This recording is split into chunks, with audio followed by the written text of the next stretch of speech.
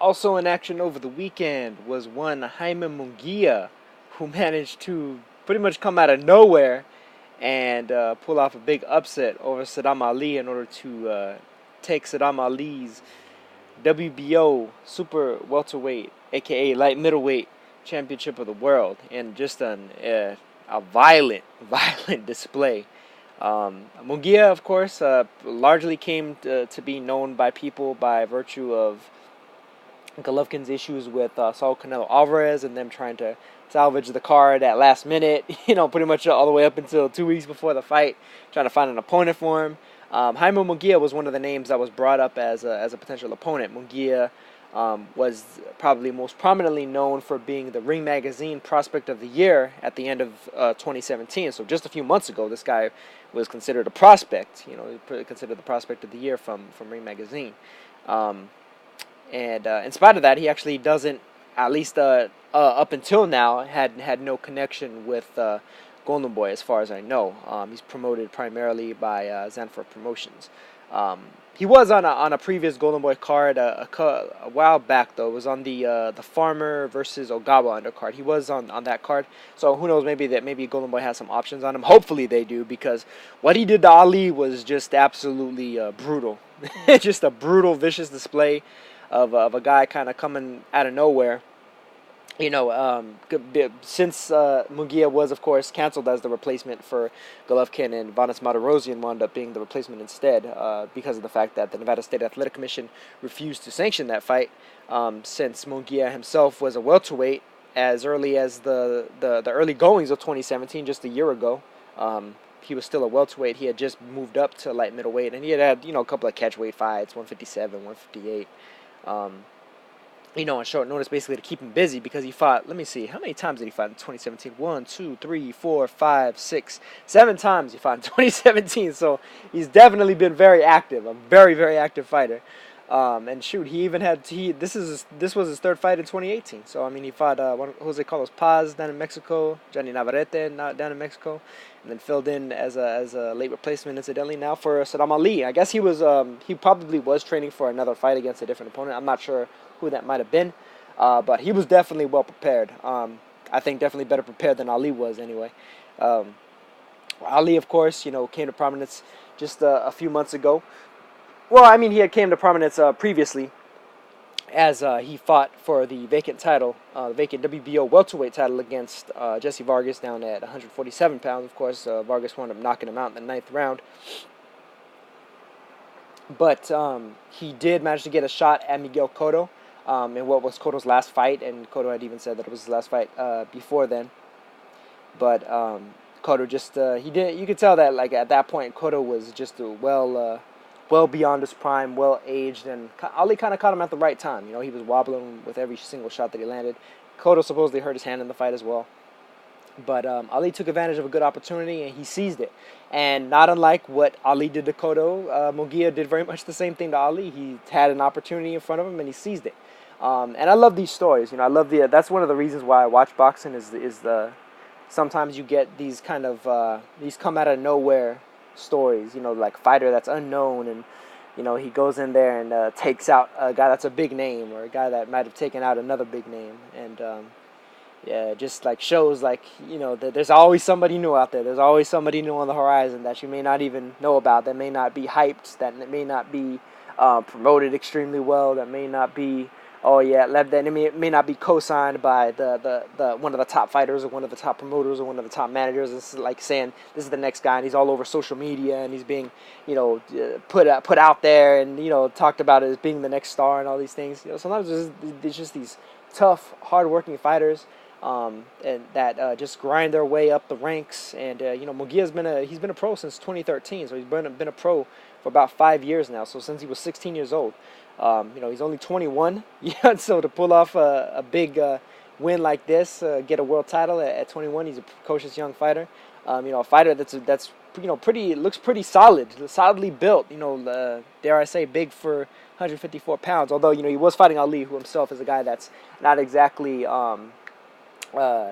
swole patrol, as I like to sometimes say. He's not exactly swole patrol at 154. He's not some guy that's just draining like crazy to make the weight and everything. Ali's really a bit of a flabby 154. He makes the weight too easy, so he could very easily cut corners in order to make the weight. He doesn't have to be an absolute 100% tip-top shape in order to actually make that. He's really more of a 147 guy, and they were even talking about possibly going back to him to 147, even though he had the belt at 154. And I'm sure that that's probably exactly what he'll wind up doing after this. Munguia just went in there. I haven't even talked about the fight yet, but Munguia just went in there, just hit him with hooks, hit him with uppercuts, hit him with right hands, everything. As soon as that first punch landed against Ali, you could tell that this was bad news. This was bad news. Hit him with just a clean left hook, dropped him just a minute into the fight, and he just like absolutely roughhoused Ali the entire time. I mean, honestly, they probably could have stopped it really as early as the second round. They didn't stop it until the fourth, but Ali just got battered in there. He just got assaulted. You know, that was just a tier 1 assault, man. This is the type of fight that you show to casual fans of the sport. You know, they're not necessarily looking for this kind of chess match between two guys, whether it's slow paced or high paced chess match. They want to see somebody get just jacked up, and that's exactly what happened here, man. Munguia went in there and just hammered Ali, just hammered him, man. Just beat him down, busted him up, took him out. One thing I do want to mention is I do get really tired of people talking about weight bullies and this or that. You know, in professional boxing, you weigh in the day before the fight. Matter of fact, about 30 to 36 hours before the fight. Those are the rules. If you make the weight, you are a light middleweight, or you are a super bantamweight, or you are a light heavyweight. You know, if you make the weight, you make the weight. That's it. That's all there is to it.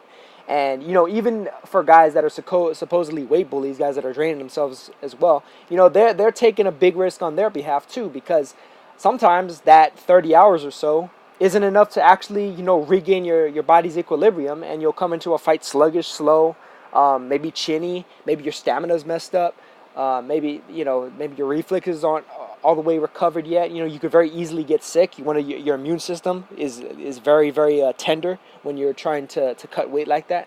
So it's a risk on either side of it. I even tweeted that, and I said that, hey, if you don't like it, stay in the amateurs. Stay in the amateurs, because in AIBA, they do same day weigh-ins. They do same day weigh-ins in the Olympics. They do same way in the AIBA World Championships and in AIBA Pro Boxing and the World Series of Boxing and all that good stuff. They do same day weigh-ins. Although I do think some of AIBA's pro fights, probably in AIBA Pro Boxing and also in the World Series of Boxing, I think they actually do have to have day before weigh-ins by virtue of the fact that since they're professional bouts, they have to fight under the rules of the Association of Boxing Commissions, which is basically an association of all of the local commissions worldwide. So the Nevada State Athletic Commission, the British Board of Boxing Control, the Japanese Boxing Commission, so on and so forth. Every commission worldwide has to follow those rules in terms of professional boxing, where there's prize fighters actually getting paid for the fight that they're fighting in, as opposed to in the amateurs where you get sponsored and stuff like that. You get your payment in a roundabout way, as opposed to directly getting paid for your performance of the fight of the night. Yeah, that's for that, man. Munguia, however he makes the weight is his own thing, and it's not like there's any shortage of light middleweights that cut a lot of weight to make it in the first place. All you got to do is look at Jarrett Hurd, look at the Charlo brothers, and so on and so forth. Jamal, of course, is a middleweight now, but at the same time, I mean, he could have very easily moved up before he did. Jermell Charlo probably isn't too long for a super middleweight himself, or a light middleweight himself, excuse me. But Ali, the thing about Ali that kind of takes me aback a bit, though, is another thing with regards to the stories of boxing. It's like, a guy coming out of nowhere and making a name for himself. One of the other things that's kind of funny about it is it shows you how, like, not even just like boxing, but in life in general, like how sometimes a missed opportunity can turn into a greater opportunity. Munguia was going to get thrown in there against Golovkin. And who knows, maybe that was a missed opportunity. Maybe Munguia could have beaten Golovkin. You can't completely take that out of the realm of possibilities. Maybe he would have beat Golovkin. And he would have had an even more emphatic victory, a more emphatic debut. Debut to most people, that didn't know of him before. A more just emphatic, kind of like, here I am now. Like almost like what Pacquiao did to Lelo Ledwaba. Even though Pacquiao had been a champion before that, a flyweight champion. But, most likely what would have happened with Munguia and Golovkin probably would have beat Munguia. He probably would have knocked him out. It might have been an extended bad beatdown. It might have been the type of fight that really shortened the career lifespan of Munguia. He's only 21. It might have stunted his growth. It might have destroyed the kid's confidence. It might have done a whole number of things where Munguia, from that point on, took a career trajectory completely on the downslope, where all of a sudden he becomes a journeyman. All of a sudden he becomes some guy that you just beat up and beat down and get rid of him, and he's making 50 grand his next fight, and then 15 grand his next fight, and then 5 grand his next fight. And then it just goes all down from hill from there. But what wound up happening instead is he got a shot at Sadam Ali for the WBO light middleweight title. He seized it. He seized the opportunity. He just destroyed Ali, and now he's a new young star. And I hesitate to say star in terms of he's not obviously one of the biggest names in the sport, but star in terms of people know who he is now. People know exactly who he is now. He's that guy that beat the crap out of Sadam Ali. He just beat the crap out of him, and considering Jarrett Hurd seems to be having his plate full with Jermell Charlo in the near future, and potentially a rematch against Erislandy Lara. He could very well make some very good money. Set up himself and his family, whoever happens to be around him, for the future. Considering you have Liam Smith out there in the top of the WBO rankings. You have Kell Brook out there trying to kind of resurrect his career, and I think that Brook might fancy himself against Munguia in terms of Munguia not having a lot of experience, being a kind of a young green fighter, and maybe figuring he could exploit that. Although I'd favor Munguia against both of them, I would. So in terms of that career trajectory that I talked about earlier, I think that Munguia's career trajectory is rising high, man. I think it's rising high. I think he could make upwards of $1 million or more over the next couple of fights that he has. Especially if he fights somebody like a Smith in the UK, a Brook in the UK, he might become an international star, man. Mexican, American, and British. He might become a star on the international airwaves, man. And then maybe, in theory, he beats Liam Smith, he fights and beats Kell Brook, comes back to the U.S. and fights whoever wins or comes out on top between Hurd, Charlo, and maybe even Lara, if Lara kind of factors into that little rivalry at light middleweight as well. And man, he'll definitely make some major paper for that fight. So I'm looking forward to it, man. Even outside of rooting for this fighter or that fighter, or judging this fighter or that fighter as top fighters, or top fighters in the division, or top fighters pound for pound, or what have you. Sometimes you just got to kind of sit back and appreciate some of these stories for what they are.